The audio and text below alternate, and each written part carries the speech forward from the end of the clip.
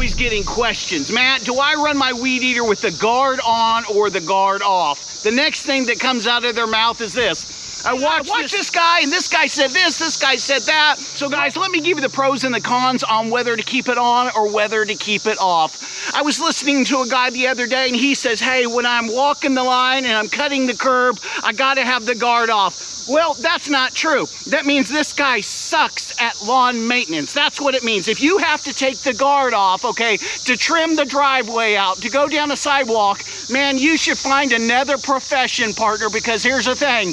Anyone that knows what they're doing can do it with the guard on. Other landscapers say, hey, I like the guard off because it helps me to get around different things. And again, here's the thing.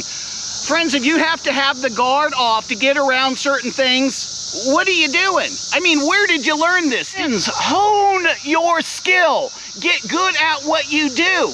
If you can't get around the yard, get around the tulips, get around rocks, what are you doing, man? I mean, that's just absolutely crazy. Don't use that as an excuse, because as you give people the excuse to take the guard off, let me tell you what's going to take place. Someone's going to listen to you, and here's what's going to take place. They're going to go to the Stihl dealer, and the Stihl dealer's going to think he has a home run. They're going to buy the FS 251. First thing they're going to do is they want to be like you, right? Okay? And they're going to take the guard off, and then they're going to take it out into the yard. They're going to take it out into the rocks, and the next thing you know, the guy's blind. And you're like, nah, that's never happened. What did you say? Look at. My best friend, you know why I call him Pirate? Is because he took the guard off years ago, and he had the thing full bore, and he accidentally hit some rocks that were in the grass. Some idiot threw them in there after he was doing some concrete. One of the rocks smashed his glass. A piece of the shard went into his eye. Now he's Pirate. What does that mean? It means he has a patch on his eye. He can't see because he took the guard off. Do you think Stihl would spend the money, the time, and the effort to put guards on if they weren't needed? Now watch this. Look at. You see this line? That is about the distance that Stihl says that you can have. But if you take your Echo in, your Stihl in, your Husqvarna in, and you say, hey, I blew out the gear head. Hey, something's wrong with the clutch. Hey, the shaft, something's going on the inside, like you snapped it. You know what they're gonna do? They're gonna laugh at you, and the reason they're gonna laugh at you, in the writing of the manual, it says all warranties are void.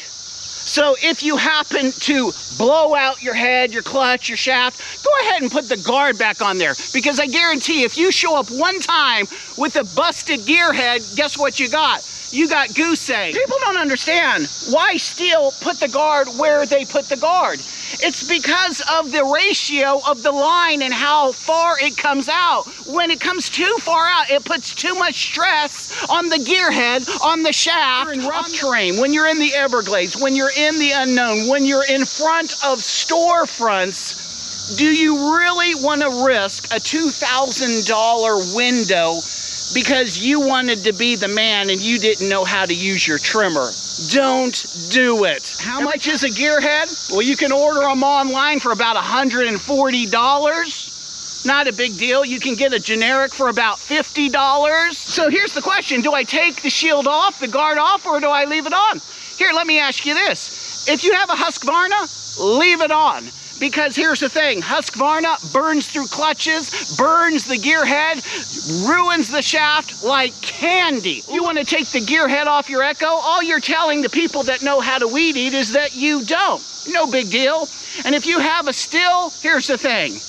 Hewn your skill in, there is a reason why they have the guards on. So you're not catching a rock. So you're not ruining the head, so you're not ruining the clutch. Do you know how many times that I've ran over a snake and I looked in here and there was parts of the snake? I remember one time I ran over a snake and it was a rattler and his head was stuck in here. I love the guard because if the guard's not there, the weed eater head is gonna flip the snake up around your head. It happened to me once, but it wasn't a rattler, it was a black snake, and it wrapped around my neck. And guys, if you're a commercial landscaper, you're gonna kill the thing anyway. I mean, you're using it for 10, 15 hours a day, correct? Use it, throw it away. That's what we do. If you're a homeowner, leave the guard on. Rope coming out that much extra on both sides, is enough when it's spinning to ruin the head and to burn it up, along with your clutch. Husqvarna, oh my gosh, every time I go to a garage sale, it seems like every third garage sale, there's a Husqvarna there. And some wealthy homeowner went to a big box mart, asked the clerk, hey, what's the best one you have? And he walks them to the most expensive one. Do you take the guard off? Well, do you have unlimited money? Do you suck at weed eating? Take the guard off.